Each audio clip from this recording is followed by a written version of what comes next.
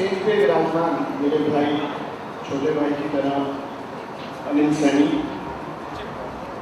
मेरे भाई सुंदरपाल सिंह, श्रीमती किरण सैनी, श्री रघुवीर सिंह सैनी, श्री पवन वर्मा, श्री मक्खन सिंह गुर्जर, श्री महावीर सिंह, श्री नरेश वर्मा, श्री प्रीतम सिंह धीमान, श्री दिनेश सैनी, श्री जगदीश सिंह जोगी, श्री राजकुमार, श्री मुकेश कुमार, श्री जगदीश, श्री प्रीतम सिंह सैनी और जय भगवान मैं और दूर दूर से आए मेरे साथियों। अनिल भाई, आज आपकी सारी बातें सुनने के बाद और ये प्यार देखने के बाद मेरा 2 बार सिर झुकाने को दिल करता है।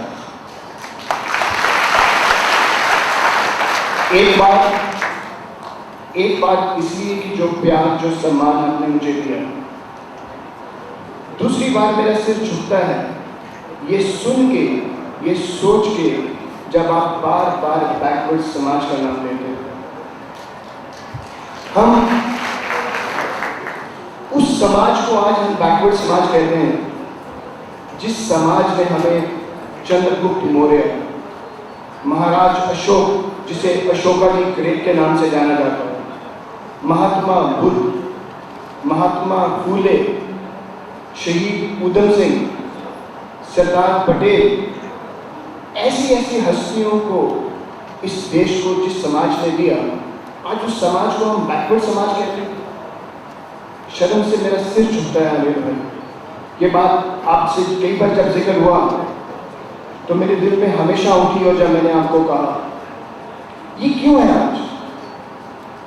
वो समाज ने इतने बड़ी शख्सियतों को, इतनी बड़ी हस्तियों को पैदा किया, आज हम उन्हें बैकवर्ड समाज के नाम से क्यों जानते हैं।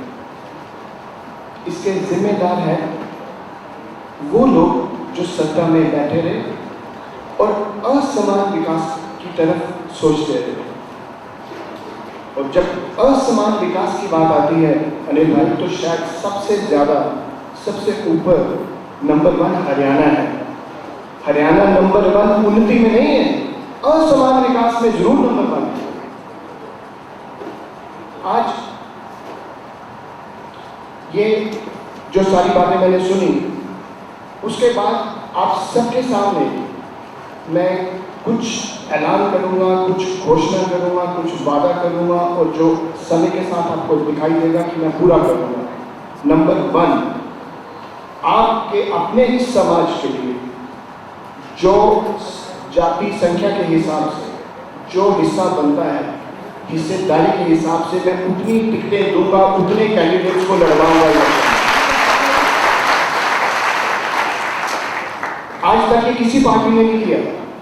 वो अनिल भाई, मैं आपको फिर कह रहा हूँ, वो 15 सीट बने, 20 बने, 25 बने, मैं इस समाज के उन चुनिंदा लोगों को लड़वाऊंगा और उन चुनिंदा आदमियों को, अगर आप सबने चाहा, जब सत्ता हमारे हाथ में आई तो वो मेरे भाई समान हकदार होंगे हमारे साथ मंत्री भी होंगे, चेयरमैन भी होंगे, सब कुछ होंगे।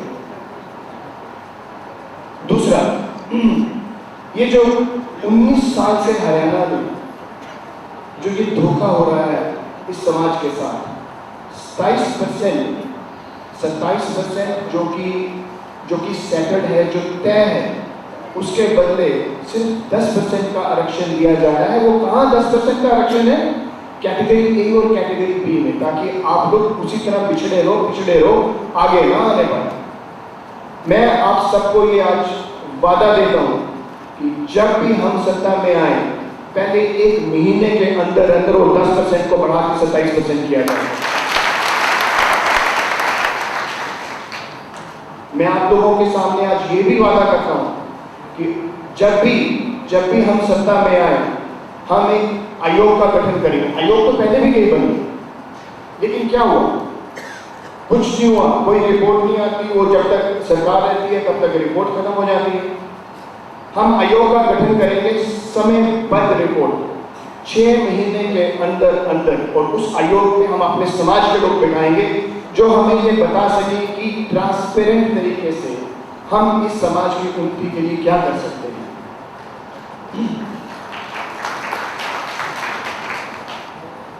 इसके साथ साथ मैं आज इस मंच पे अपनी जो जिम्मेदारी मुझे मिली है उसका इस्तेमाल करते हुए मैं अनिल सैनी को पूरे हरियाणा प्रदेश का कन्वीनर घोषित करता हूं।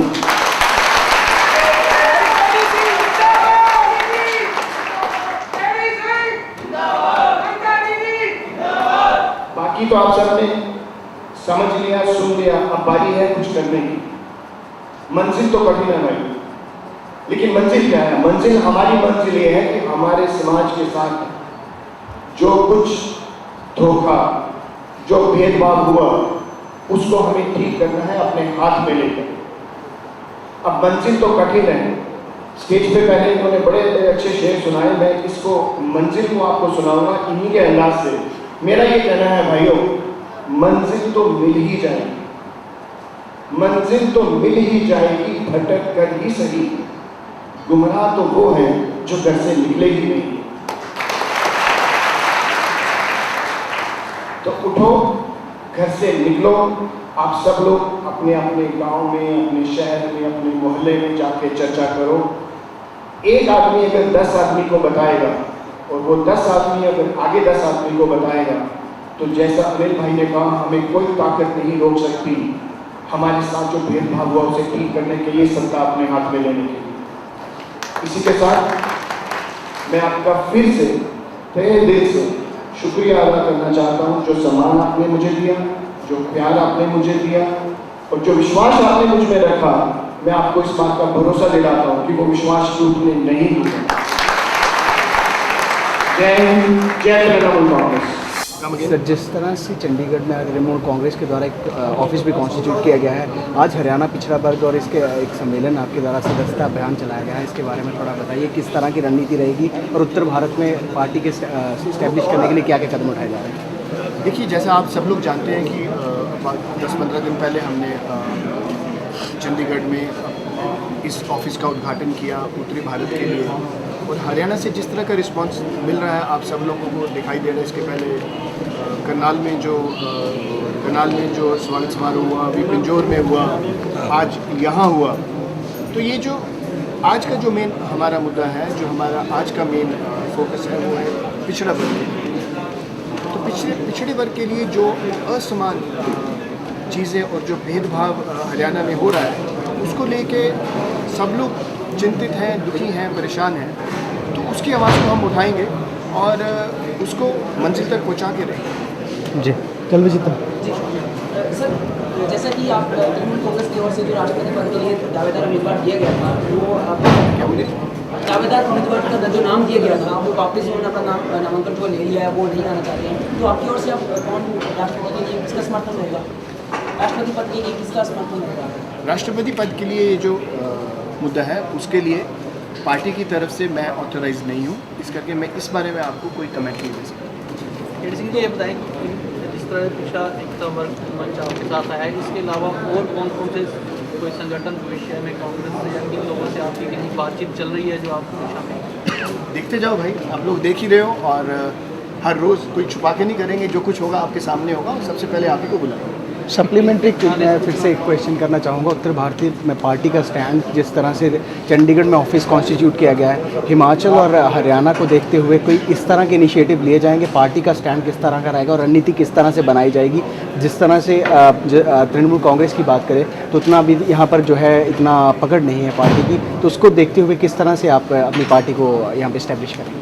दोस्तों, पार्टी की पकड़ तो आप देख ही रहे हो, पार्टी की पकड़ तो बनती जा रही है। बिकॉज किसी भी पार्टी की पकड़, मेरा ये मानना है कि नाम से नहीं होती जी, वो एक नीतियों से होती है। जी, हमारी नीतियाँ यहाँ की जनता को आज हम पहली बार जब पेश कर रहे हैं तो सबको पसंद आ रही हैं जी, और सब लोग आ रहे हैं, और ये कारवां बनता ही जा रहा है, और ये कारवां अपनी मंजिल तक पहुँच के रहेगा। चंडीगढ़ में आपका जो संगठन है, क्या चंडीगढ़ में भी कोई आपका संगठन शुरू कर रहे हैं? पर्टिकुलर चंडीगढ़ में कोई प्रधान? ऑफकोर्स अभी बनाएंगे। 5 स्टेट जो मेरे चार्ज में है, उन 5 के लिए काम करेंगे। Haryana, Himachal, Chandigarh, Punjab and JNK। चंडीगढ़ के संगठन के बारे में जो आपका अगर प्रश्न ये है कि कब होगा, जल्द होगा।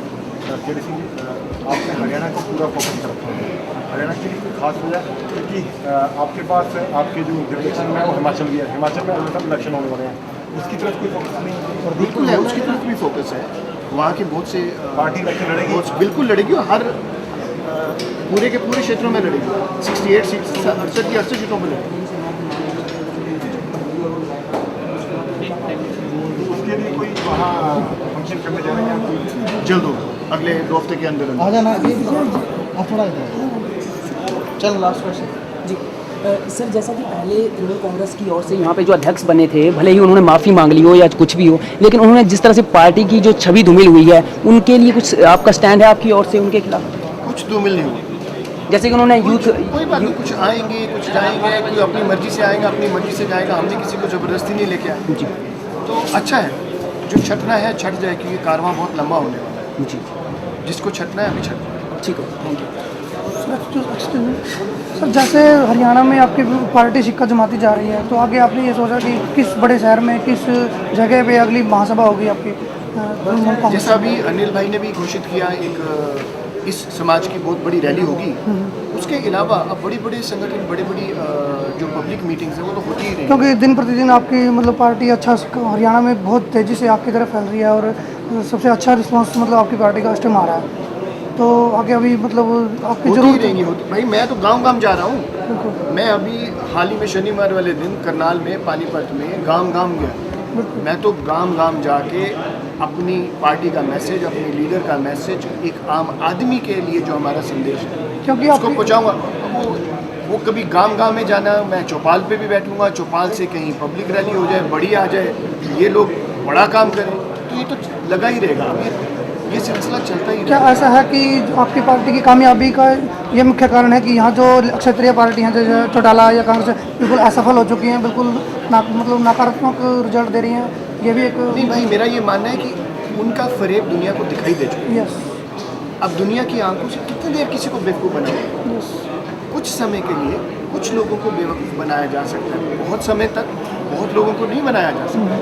तो अब दुनिया, जनता को सच्चाई दिखाई दे गई है, इसलिए जनता को एक विकल्प की ज़रूरत है, वो विकल्प हम पेश कर रहे हैं। तो मेरा ये मानना है कि इसमें हमें सफलता मिलेगी और बहुत जल्दी मिलेगी। सिंह साहब, आपने कहा कालका से सवाल खत्म, भेदभाव, तो इससे एक मैसेज ये जा रहा है कि आपकी पार्टी सिर्फ जीटी रोड तक सीमित रहेगी, ज़्यादा हरियाणा में नहीं जा रहा, ऐसा कुछ है क्या? नहीं दोस्त, ऐसा नहीं है। हम पूरे हरियाणा के लिए हैं, पर जब मैं ये कहता हूँ कि कालका से समालखा तक तो असमान विकास जो हुआ, जो असमान उन्नति हुई, उसको हाईलाइट करें, उसके लिए हम लड़ेंगे, ज़रूर लड़ेंगे। साउथ में जो बेल्ट है उसमें मानते हैं आप विकास? सब ज़्यादा, जहाँ इस एरिया की प्रॉब्लम सबसे ज़्यादा, इसकी अपेक्षा सबसे ज़्यादा हुई, तो वो उसको हम हाईलाइट करें। But that does not mean, उसका मतलब ये नहीं कि बाकी जगह पे हम जाएंगे नहीं या बाकी जगह पे सिलसिला बनेगा नहीं।